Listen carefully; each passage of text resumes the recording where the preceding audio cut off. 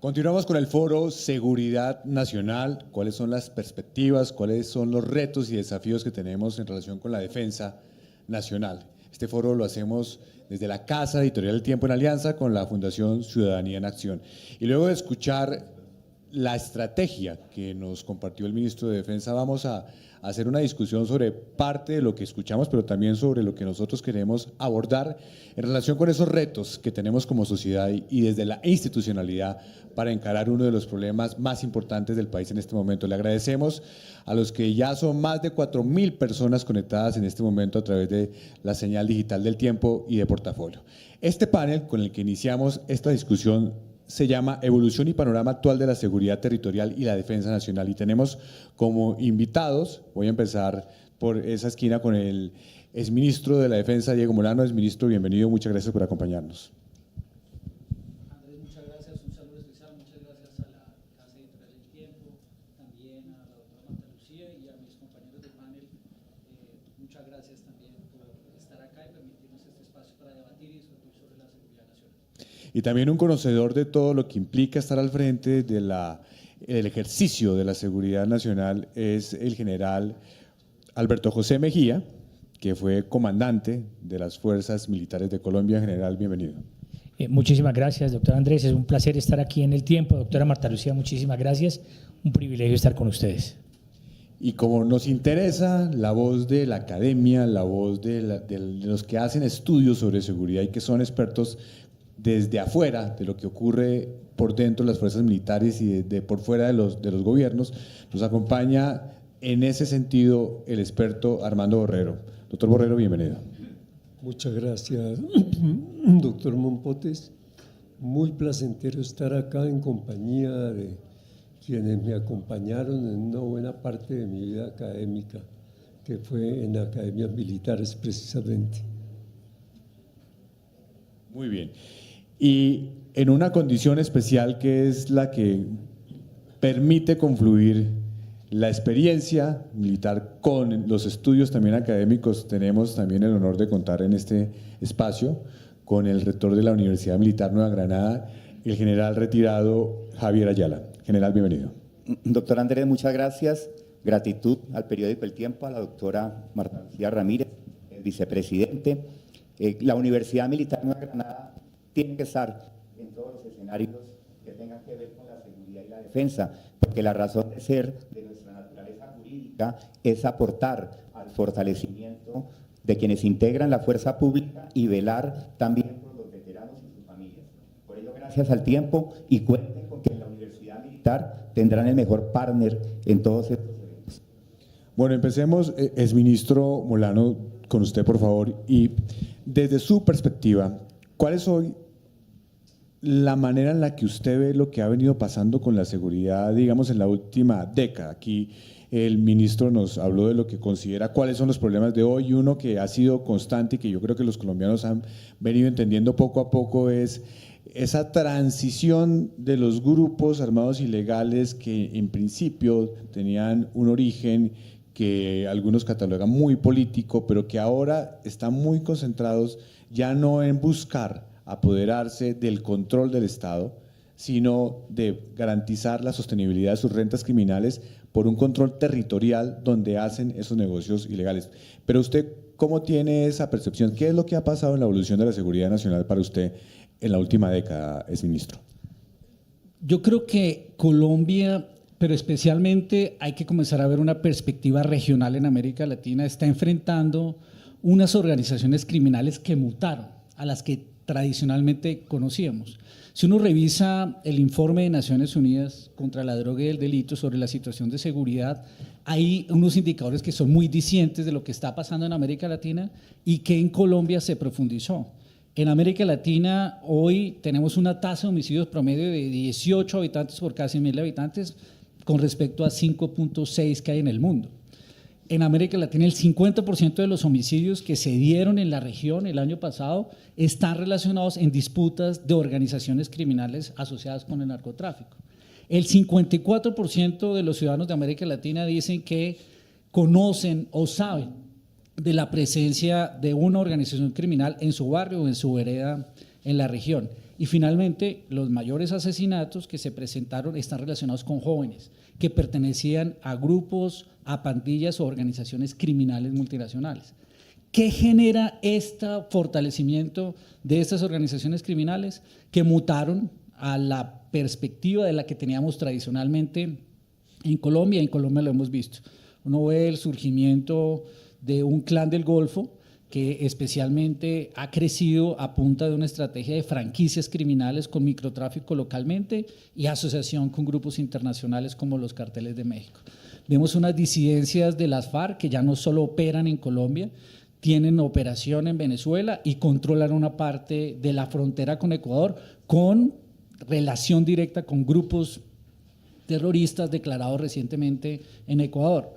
Vemos un Tren de Aragua que salió de Venezuela, desarrolló una capacidad criminal, está en Colombia, pasó por Ecuador, sigue en Perú y influye mucho en ese tipo de actividades criminales. Estas organizaciones mutaron a lo largo de los últimos 10 años, especialmente porque, como usted lo mencionaba, Andrés, son organizaciones multicrimen. El eje central es el narcotráfico y toda esa versión de narcotráfico salió de Colombia y se exportó, pero hoy además suman otras rentas criminales. El narcotráfico y la otra cara, el microtráfico, desbordado. Solo el estudio de Planeación Nacional señala que 6 billones de pesos fueron desarrollados en rentas criminales de microtráfico. La región de América Latina hoy es la segunda consumidora más grande después de Estados Unidos. O sea, ya no es un problema de Estados Unidos o de Europa, somos los segundos mayores consumidores. Eso genera rentas criminales también. La trata de personas que hoy desarrolla el Tren de Aragua y el Clan del Golfo se convirtió en una parte del negocio. Y qué decir de la extorsión y el secuestro que, por ejemplo, en el caso colombiano, en los 2 últimos años desbordó. Es el mismo grupo, con un mando diferente. Ya no tenemos los grandes cabecillas, como fue el caso de Otoniel, que fue capturado y extraditado en el gobierno anterior, o el caso del Mono Jojoy. Díganme cuáles son los nombres de los grandes enemigos de Colombia hoy en los grupos. No lo sabemos, porque el mando criminal se desapareció. No tenemos los grandes carteles, están divididos, funcionan en red, donde cada uno de esos cabecillas es responsable de un negocio, uno el de la trata, el otro el de la extorsión.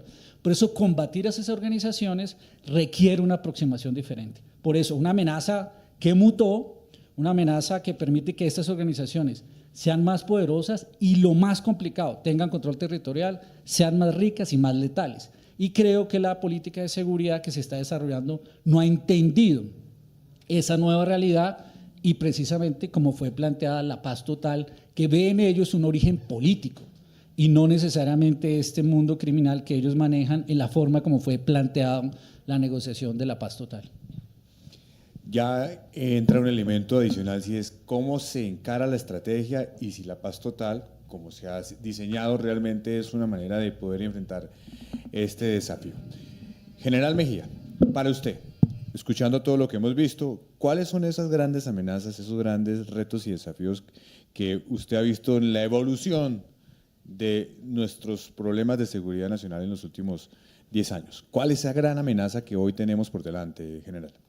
Bueno, en primer lugar quiero manifestar que las fuerzas militares de Colombia, de la Policía Nacional, siempre están en una carrera por evolucionar, por modernizarse, por transformarse, y el ideal es que puedan ir 3 pasos adelante de las organizaciones criminales. En esta historia contemporánea no siempre ha sido así. Por ejemplo, cuando las FARC en su momento dieron el salto de la guerra de guerrillas a la guerra de movimientos y casi guerra de posiciones y empezaron a realizar ataques masivos. Tenemos en nuestra memoria Las Delicias, Miraflores, ese tipo de ataques, tomaron por sorpresa a las fuerzas. Rápidamente las fuerzas, con el liderazgo estratégico que nos comandaba en ese momento, hicieron una reestructuración, modernización para dar el salto a tener fuerzas de despliegue, más capacidad, más movilidad, etcétera, y logramos no solamente contener ese avance del momento, sino hacerlo retroceder. Lo mismo sucedió para forzar a las FARC a negociar. Y quiero aquí también decir que este proceso fue muy importante, ya que las FARC eran una verdadera amenaza contra la estabilidad democrática del país y ninguna otra organización ha alcanzado ese nivel, de tal forma que se sacó del escenario a un monstruo muy grande con capacidad de liderazgo para poder ejercer su influencia criminal en los territorios. Por supuesto que ninguno de estos procesos es perfecto y claro, hoy en día a la pregunta tenemos unas amenazas representadas no solamente en el Clan del Golfo, en el ELN, en las múltiples disidencias de FARC, sino también en grupos de crimen de alto impacto, en pandillas, en crimen organizado y delincuencia común, que por supuesto hacen que el ciudadano en cualquier parte de nuestro territorio esté sufriendo las consecuencias. Las cifras que nos presentaba el señor ministro de la Defensa de tener 50 y pico mil desplazados en el solo Catatumbo y 21.000 confinados, pues es una tragedia para cualquier país. Así las cosas, es importante decir que eso no pasa en el vacío. Esto está soportado por unas economías criminales que soportan esta acción contra el pueblo colombiano.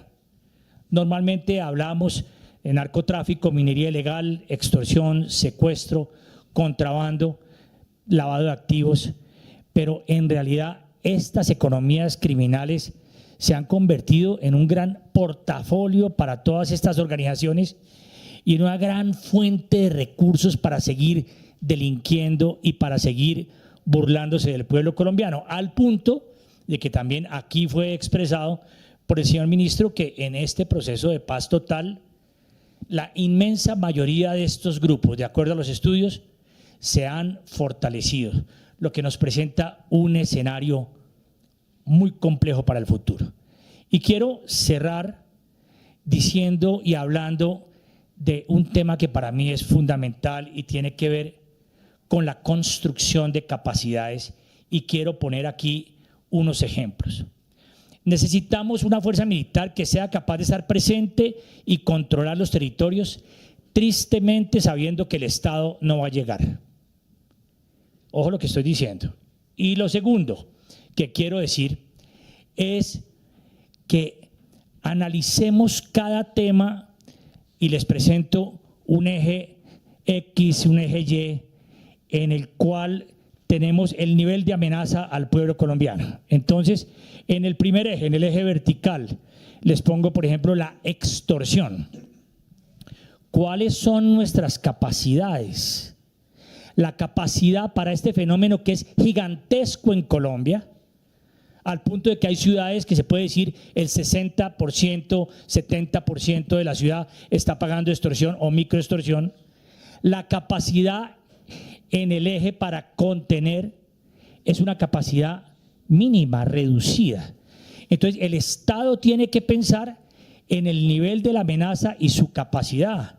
Por ejemplo, para luchar contra la extorsión, necesitamos no solamente arrancar de las cárceles la posibilidad de que la gente sea extorsionada cómodamente por los bandidos desde estos centros carcelarios y construir unas cárceles en unos sitios donde ellos puedan estar aislados y esté la señal bloqueada, por ejemplo, para que no puedan hacer esta acción contra el pueblo colombiano.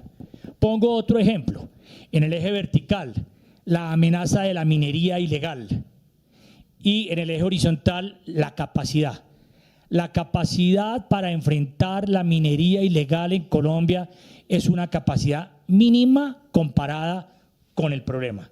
Hemos hecho esfuerzos, por ejemplo, yo fui el creador de la Brigada contra la Minería Ilegal en el Ejército, pero estos pasos son muy pequeños y el drama que se vive en los territorios es poco conocido en la ciudad. En realidad lo que está pasando con la minería aluvial y de socavón es dramático. En este momento, por ejemplo, en los socavones de Buriticá, en estos momentos hay debajo de la mina, a kilómetros bajo tierra, hay más de 1.500 personas ilegales viviendo allá por 3, 4 meses en condiciones totalmente inhumanas, trabajando para el Clan del Golfo. y produciendo unas rentas criminales sin control que por supuesto fortalecen este monstruo. Y para poder trabajar allá necesitan algo fundamental, electricidad. La electricidad es la que permite que funcionen taladros, oxígeno, todo lo que usted quiera. Allá abajo en el fondo de esos socavones tienen huecos de prostitución, de consumo de drogas, etcétera, etcétera, y combaten con la fuerza pública en las profundidades de los socavones. Ni qué decir del uso indiscriminado del mercurio que enferma personas, que enferma a los niños, a los bebés de manera dramática. Entonces, quiero cerrar diciendo, tenemos que medir cada amenaza versus la capacidad real para contenerla. Se necesitan varios Reales Madrid y varios Barcelonas focalizados para romper esas economías criminales para poder recuperar la seguridad de nuestro país. Bueno, vamos viendo aquí elementos comunes que se van conectando, esa evolución de la que nos hablaba el ministro de Defensa Molano sobre cómo han mutado esas bandas criminales, pero cómo esto realmente es un monstruo de 1000 cabezas, en el que hay factores comunes como las rentas criminales, pero además la necesidad de revisar la estrategia. ¿Qué tanto está funcionando o no en la estrategia la política de paz total? ¿Qué tanto no está funcionando la estrategia, esa posibilidad de adelantarse desde las capacidades de las fuerzas militares a una situación en la que necesitamos modernizarnos o buscar una estrategia distinta? Doctor Borrero, quiero preguntarle por lo mismo, ¿cuáles ve usted como esas grandes amenazas, pero con una pregunta adicional? Y es, ¿puede ser una amenaza el hecho de que probablemente no estemos avanzando rápidamente en la adecuación de nuestro aparato institucional para entender cómo enfrentar el tamaño del desafío que tenemos por delante? Muy interesante la ampliación. De acuerdo con quienes me precedieron, voy a hacer hincapié en el surgimiento de unas gobernanzas criminales producto de la presencia de grupos armados de crimen organizado transnacional. Quiero hacer hincapié en un punto porque ya el doctor Molano nos dio unas puntadas interesantes en este sentido, y es que han aparecido legitimidades paralelas al Estado alrededor de actividades ilegales, criminales. En Colombia conocemos muy bien el problema. Esas legitimidades paralelas implican gobernanzas criminales, que son una de las peores afrentas al Estado en América Latina, desde Tijuana hasta Ushuaia, ¿no? Está el continente plagado. Son un fenómeno que tiene un fuerte componente urbano y un fenómeno que tiene unas raíces sociales muy importantes. Es muy difícil en una sociedad bien organizada, bien gobernada, con institucionalidad fuerte, que el crimen organizado transnacional pueda progresar más allá de ciertos nichos mafiosos. Pero en sociedades en las cuales el Estado es débil y además hay un fenómeno muy importante que es la informalidad laboral, el avance de estos grupos es rapidísimo. Hemos visto que grupos criminales que nacen en cárceles, como el primer comando de la capital en Brasil, el comando Vermelho también brasilero, la familia del norte, el tren de Aragua aquí en la vecindad, el clan del Golfo, los carteles mexicanos, encuentran una mano de obra dispuesta y muy fácil de reclutar y que no necesitan controlar mucho, ¿no? La satisfacción de necesidades lleva a legitimidad, ¿no? Quienes se meten en estos negocios, la base, la mano de obra, digo que aquí no necesita ser muy controlada porque lo hacen con mucho gusto, están satisfaciendo necesidades en el mundo del trabajo informal. Entonces, el crecimiento ha sido muy veloz y son el primer riesgo político para América Latina, de acuerdo con los dos últimos informes de riesgo, ¿no? El del 23 y el 24. La diferencia es que el del 24 tiene un altísimo consenso en los expertos que fueron encuestados en decir que la mayor amenaza para América Latina en el plano político es el crimen organizado transnacional. ¿Y estamos avanzando en la construcción de capacidades a la velocidad que se necesita? Aquí viene el gran problema, cómo enfrentan los estados estos. Si uno vive en Dinamarca, podría ver que es muy difícil para una mafia conseguir jóvenes que se dediquen a robar celulares y venderlos. Eso no funciona, ¿no? En una sociedad de esas. Pero aquí, con el 58% de los colombianos viviendo en la informalidad laboral, hay un amplísimo mercado para reclutar. Entonces forman unas estructuras muy difíciles de controlar. Yo pongo un ejemplo, cuando discuto esto con estudiantes, les pongo un ejemplo que no es el más grave, pero por consolidado nos permite ver cómo ha evolucionado en Colombia. El caso de los sanandresitos. Existen de hace 65, 66 años y el Estado colombiano nunca ha podido controlar eso. La gente los ve como algo legítimo, como algo legal, ¿no? Como algo muy interesante, como algunos lo ven como un beneficio. Mucha gente sabe lo que pasa adentro, pero como si no lo vieran de esos negocios. Pero este es de los menos problemáticos comparado con lo que se nos viene encima. Entonces, la estrategia para combatirla tiene que ser simultáneamente policial, judicial, militar en algunos casos, porque hay crimen organizado transnacional con control territorial, por ejemplo el Clan del Golfo, que es el que más crece en Colombia en control de áreas, pero también una estrategia de todo el Estado para controlar fenómenos como la informalidad laboral. El Brasil está haciendo un trabajo muy interesante en ese sentido para formalizar y vigilar que se mantenga la formalización, y algunos avances han logrado. Sin embargo, falta mucho trecho, ni qué decir en Colombia.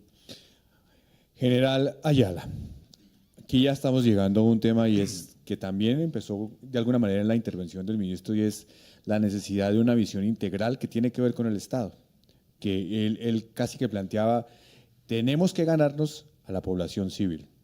La población civil, como usted lo dice, doctor Borrero, obviamente está en este momento cooptada por la manera en la que se les da fuente de trabajo en esas zonas donde no hay manera de subsistir, donde el Estado no ha podido llegar.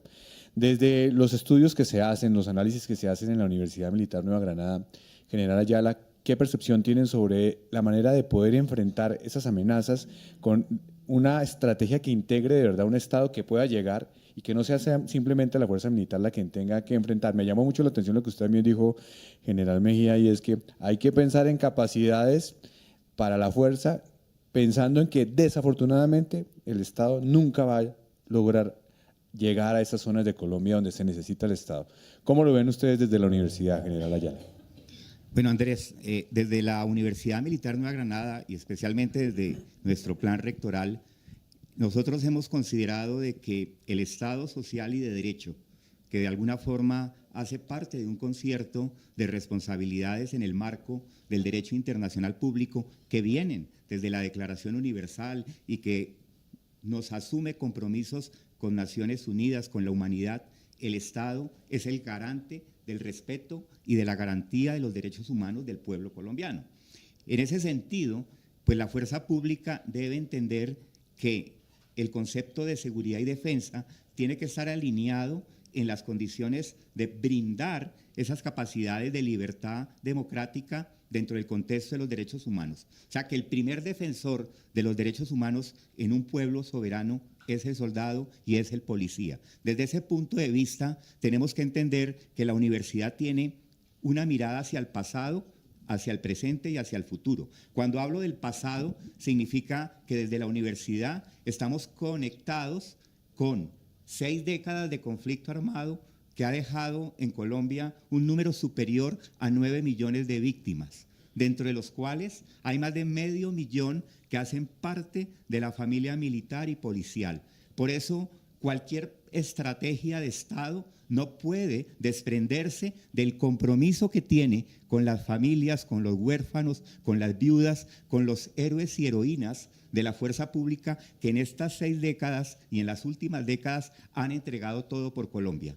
Nosotros tenemos que entender que para preservar la legitimidad de la fuerza pública no podemos olvidar el pasado. Tenemos nosotros héroes y heroínas en los hospitales, especialmente en el hospital militar. Tenemos héroes y heroínas que pueden estarse defendiendo en los escenarios de la justicia ordinaria o de la justicia especial para la paz. Tenemos un número grande de comparecientes. O sea, el Estado no puede desvincularse del pasado de la guerra. Un Estado con una sociedad que no llora a sus héroes es una sociedad que está ya permeada por el reflejo de lo que ha sido 6 décadas de conflicto armado. Una sociedad que ve cotidiano que un soldado es asesinado en actos terroristas y después está disfrutando un partido de fútbol. Es una sociedad que no llora la muerte, el asesinato de un soldado y de un policía. Entonces, el Estado tiene que mirar hacia el pasado, cómo sellar esas grandes heridas que ha dejado la guerra, pero también tiene que entender que las capacidades las tenemos, porque 6 décadas de conflicto armado generan que los integrantes de la fuerza pública, tanto fuerzas militares como policía, hoy somos el mejor laboratorio de estrategia y táctica que tenga el mundo. Las mejores capacidades intelectuales, el mejor talento humano de una fuerza pública en el mundo está en Colombia.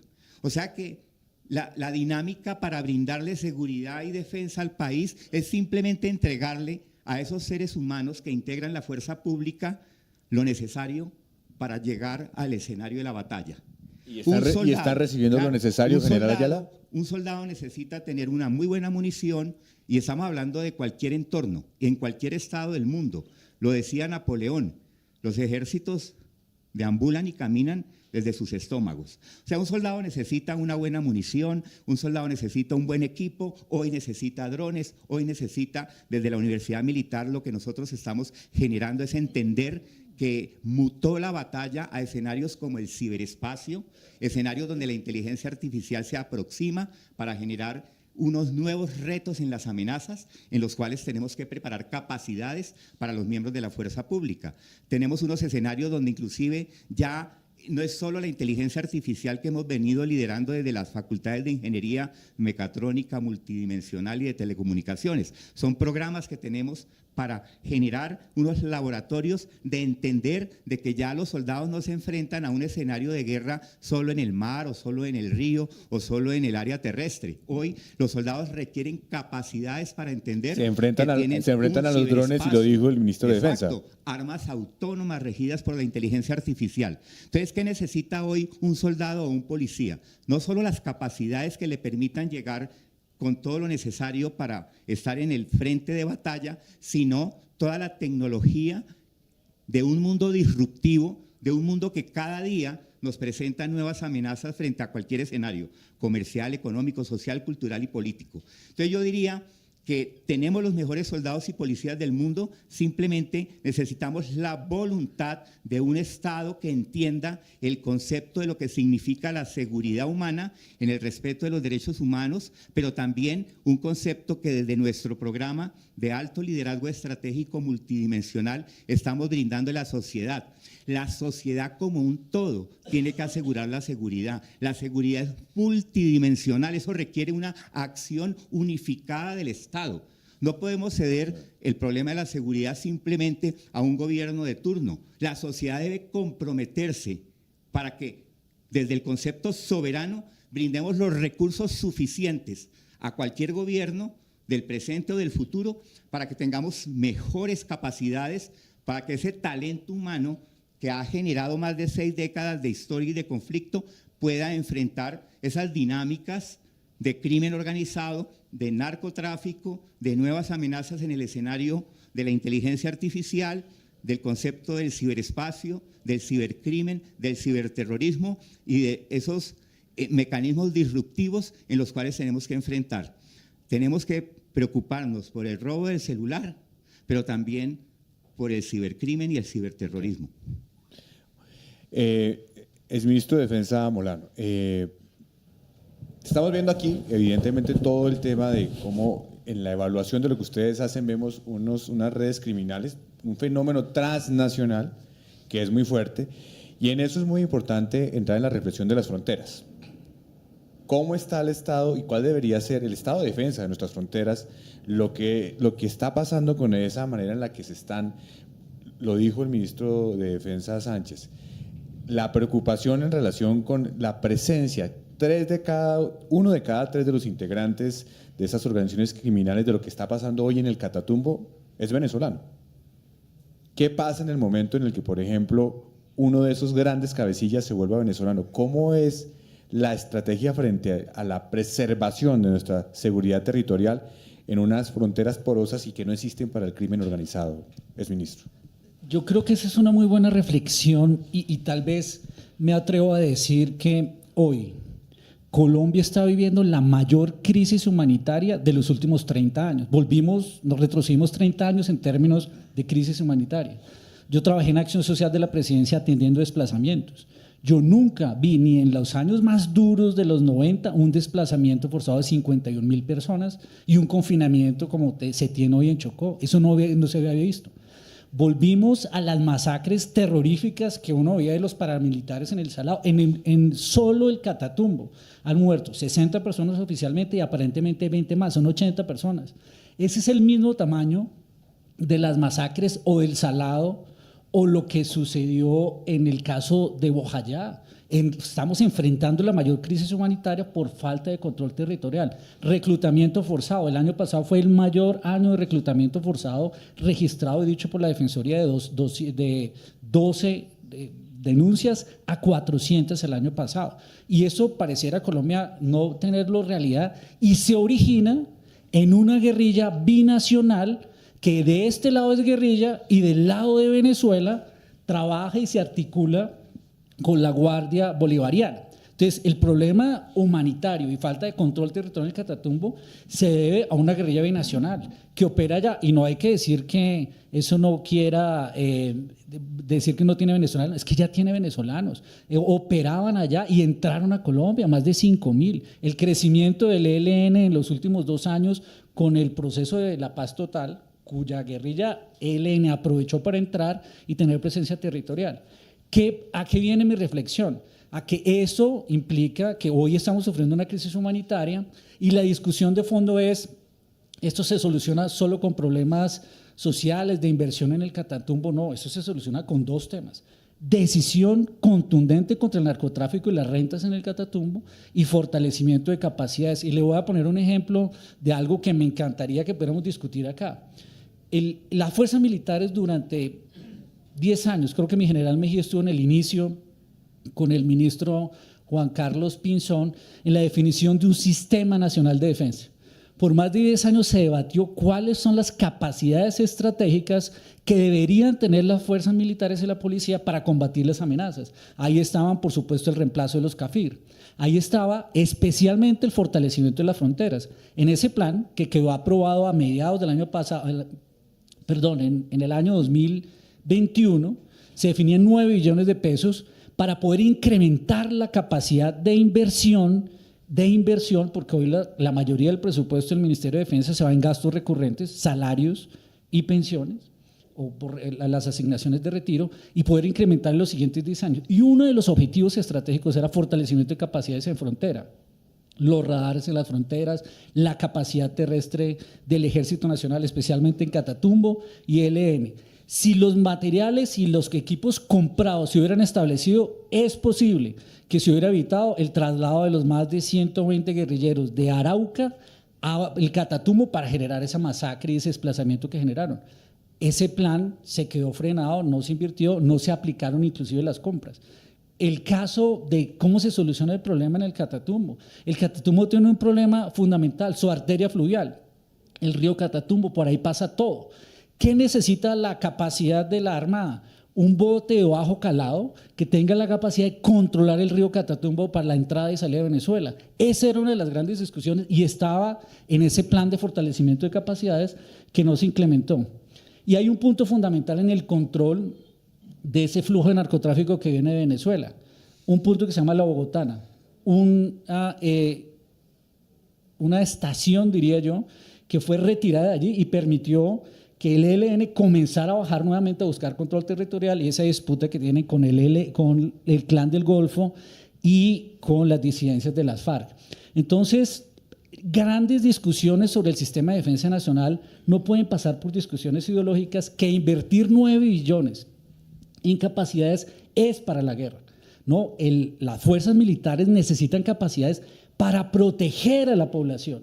Si esas capacidades se hubieran implementado, es probable que hubiera sido mucho menor el impacto de esa amenaza de lo que está sucediendo hoy en Catatumbo. Entonces, esa discusión que se ha dado en el país, que invertir en capacidades de las fuerzas militares es guerra, es cuento, porque la verdad, invertir en capacidades es protección de la vida, evitar situaciones humanitarias como las que hoy se están enfrentando en el Catatumbo. Y una segunda reflexión en el tema de fronteras. Pues la verdad es que hoy sabemos que pasa por una definición de la relación con el régimen de la dictadura de Maduro, en cuyo plan de guerra tiene como su primera línea de defensa al ELN y articula esfuerzos con el ELN. Va a ser muy difícil implementar o no tener una frontera porosa en donde no se marque la diferencia de un gobierno como una dictadura que apoya, que fortalece y trabaja con una guerrilla que de lado ya es paramilitar y de este lado supuestamente es terrorista. General Mejía, ¿qué hacemos con las fronteras, pero especialmente con esa frontera que es la que hoy está en la coyuntura, el Catatumbo, y la relación con Maduro, que hoy tiene un régimen dictatorial al otro lado de nuestra frontera? Bueno, concuerdo 100% con lo que dice el señor ministro Molano. Creo que para Colombia una de sus principales desgracias es tener como vecino al régimen chavista. Si no existiese ese régimen en Venezuela, creo que hoy estaría casi fulminado el ELN y las disidencias estarían a punto de desaparecer. Pero ese régimen las ha protegido y las ha alimentado. Es muy triste. En segundo lugar, quiero mencionar sobre el tema de fronteras el parte de la pregunta que hiciste antes, Andrés, del tema transnacional. Entonces, la relación con los países vecinos y socios no puede estar soportada en temas de orden político. Si el presidente de acá no se entiende con el del país vecino, entonces no hay coordinación 4 años. Esa es la peor tragedia que tenemos en las fronteras. Y quiero poner el ejemplo de lo que nos pasó con el Ecuador, con Guacho. A mí me tocó la operación y la persecución a ese bandido cuando desgraciadamente asesinó 3 periodistas ecuatorianos, pero cuando fuimos al Ecuador a hacer todas las coordinaciones, nos decían siempre, no, el cáncer es Colombia, aquí no pasa nada. Entonces, cuando les mostrábamos evidencias de inteligencia de todo lo que pasaba en la frontera, sin querer lavarnos las manos, por supuesto, no teníamos credibilidad en lo que decíamos y aquí no pasa nada. Años después se ha visto, todos hemos evidenciado el asalto del crimen organizado transnacional en el Ecuador. Cuando nos hemos podido poner de acuerdo antes y cuando hemos podido hacer una alianza estratégica con los Estados Unidos, Colombia, Ecuador, para poder contrarrestar esos fenómenos. Entonces me preocupa mucho ahora en el tema transnacional cómo va a ser la aproximación bajo la influencia de la política Trump en toda la región, que hace que las cosas no sean fáciles, ante la amenaza de una posible desertificación que lo primero que va a atacar y romper son las capacidades de las fuerzas militares. Y lo primero que se congela, se quita y se pierde es el entrenamiento, el intercambio y el flujo de toda la logística y de todo lo que nos mueve. Entonces, pensar en trabajar de manera transnacional requiere que todos los socios contribuyan y aporten. Y cierro, señor ministro, fortaleciendo lo que usted dijo. El tema de tecnología es fundamental. Solo la tecnología reemplaza la pérdida de números en el talento humano. Y especialmente ahora tenemos que entender el reto y el desafío que le presentan a los estados las tecnologías disruptivas. Ustedes han visto hoy, cada mes, lo explicaban ayer en un programa que vi, cada mes Rusia tiene 40.000 muertos y heridos en la guerra Rusia-Ucrania. No dieron el dato de Ucrania. 40.000 mensuales. Y la mayoría de ellos es la guerra de drones. Ucrania estaba adquiriendo para este año 1 millón de drones. Es decir, que lo que es la infantería allá en el campo de batalla, digamos, pierde un poco esa esencia histórica, porque ya el soldado va avanzando y un dron lo da de baja sin ni siquiera darse cuenta dónde estaba el enemigo y de dónde vino esa amenaza. Entonces, Colombia tiene que dar un salto, y la mejor forma de proteger inmensas y difíciles fronteras desde el punto de vista geográfico es con más tecnología que nos permita ver, que nos permita escuchar y que nos permita anticipar. Doctor Borrero, ¿qué hacemos con las fronteras y especialmente con esa, con la de Venezuela, para garantizar nuestra seguridad y soberanía territorial? Esa frontera me duele en el alma. Yo nací en Villarrosario. Y a 2 Fronterizo, kilómetros del ¿usted es Táchira. fronterizo? Ahí encima del Táchira, pues. Y cuando volví a mi pueblo muchos años después, así como García Marquiana la cosa, salí llorando del pueblo. Una belleza de pueblo en los años 40, convertida en una bodega del contrabando de la comida que escasea en Venezuela, pero que la Guardia Nacional le vende a los comandos de la frontera para que la revendan en Cúcuta. Bueno, quiero tocar un punto, porque el general Mejía lo tocó, estoy de acuerdo con él en desarrollo tecnológico necesario para las fuerzas del Estado, pero los conflictos internos implican unas fuerzas también de gran tamaño.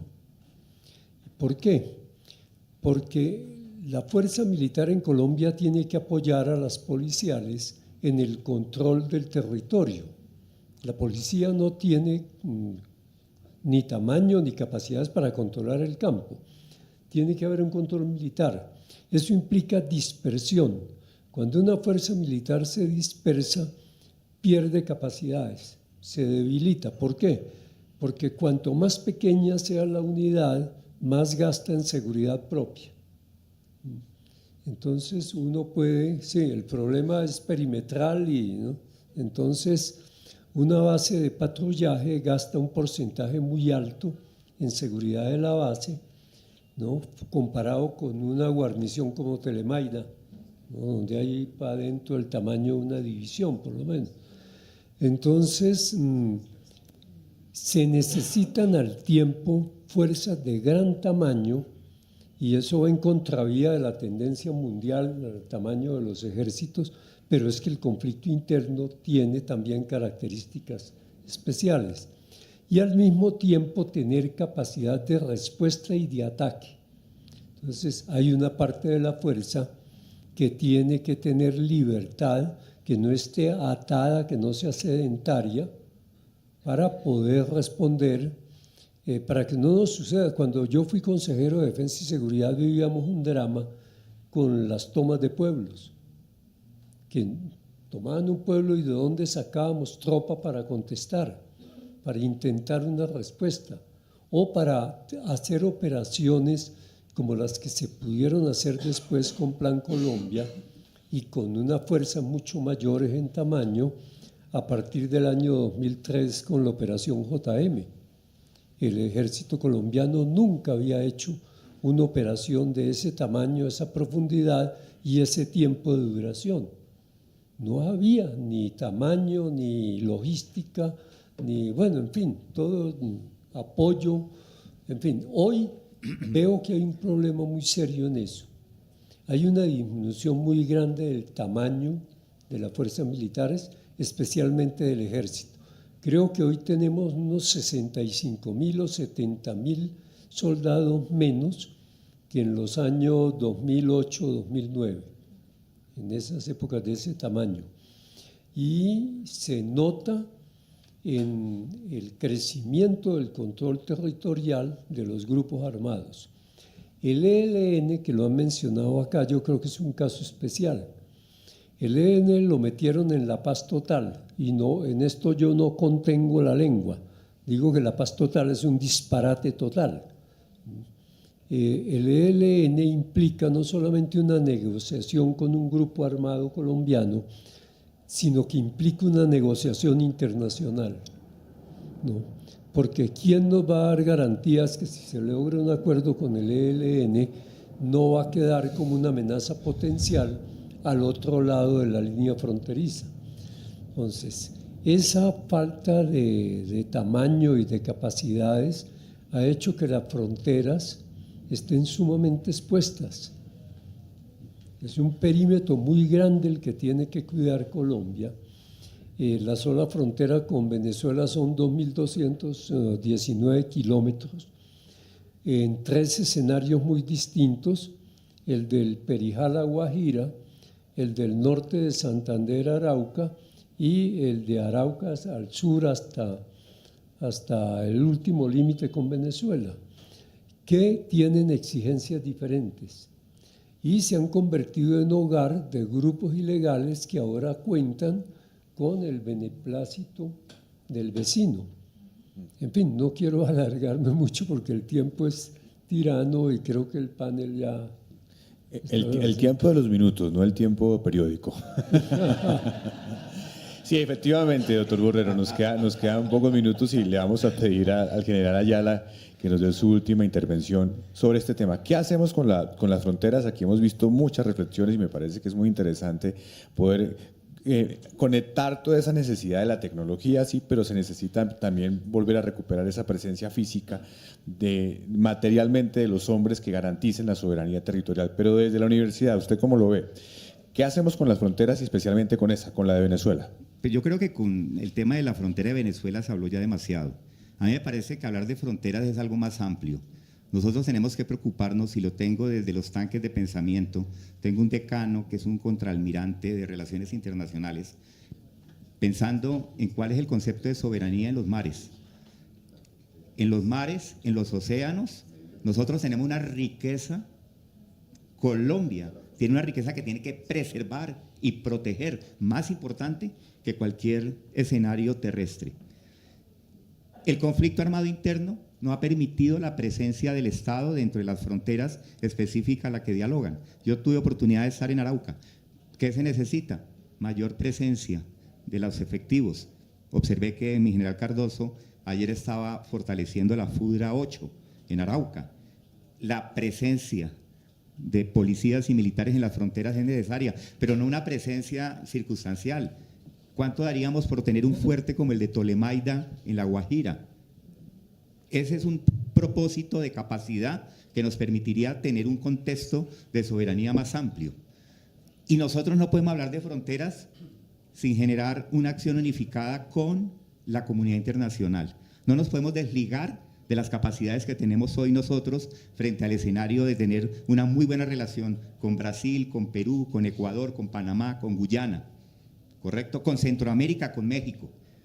Si queremos verificar el problema de las fronteras, no nos enfoquemos solo en el concepto migratorio de Venezuela ni en el problema del narcotráfico con Venezuela. Miremos el tema del contrabando, que va a ser analizado acá por uno de los expertos de la Universidad Militar, que es el general Buitrago. Miremos el problema del tráfico ilegal que se está dando de niños, niñas y adolescentes para el tráfico sexual.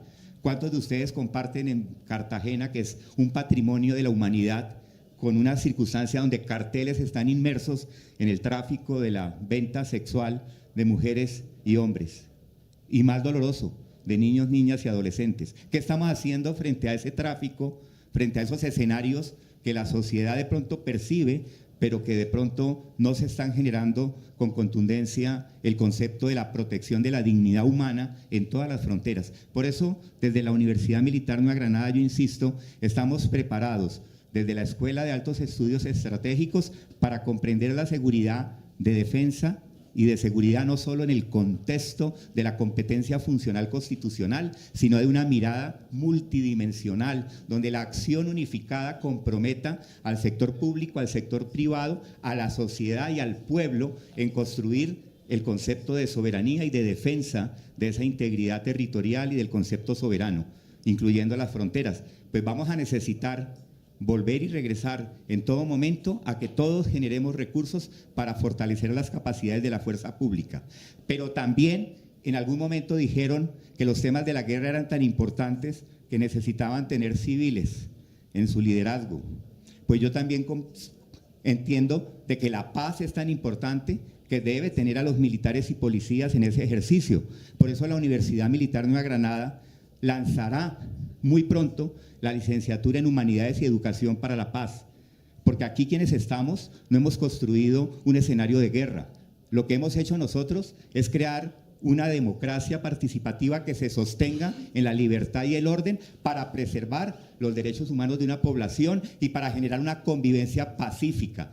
El heroísmo de los hombres y mujeres de la fuerza pública se mide en la capacidad de sostener un orden democrático, una libertad, una expresión que nos permite todavía un diálogo constructivo de una mejor sociedad, pero que amerita una reflexión sobre lo que significa la soberanía. Por eso yo quiero agradecer, siendo mi última intervención, al periódico El Tiempo y a la señora vicepresidente Marta Lucía Ramírez de convocar como patrocinador a la Universidad Militar Nueva Granada, porque nosotros queremos convertirnos en el mejor tanque de pensamiento al servicio de la sociedad.